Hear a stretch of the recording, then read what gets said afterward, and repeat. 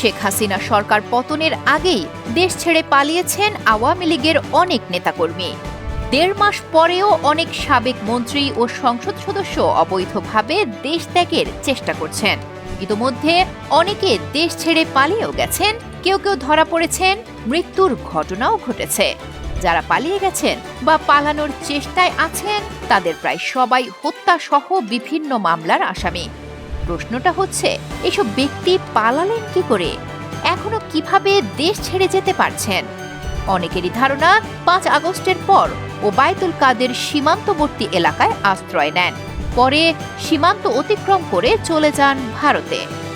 একইভাবে শোনা যাচ্ছে সাবেক স্বরাষ্ট্রমন্ত্রী আসাদুজ্জামান খান কামাল, সাবেক বস্ত্র ও পাটমন্ত্রী জাহাঙ্গীর কবির নানক, আওয়ামী লীগের যুগ্ম সাধারণ সম্পাদক আ.ফ.ম. বাহাউদ্দিন নাসিম সীমান্ত পাড়ি দিয়েছেন ৫ আগস্টের অনেক পরে।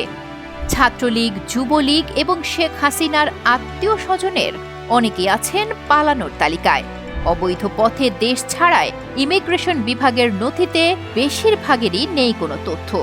প্রশ্নটা হচ্ছে, ৫ তারিখের পর এসব নেতারা দেশের সীমানা ছাড়লেন কাদেরকে ম্যানেজ করে?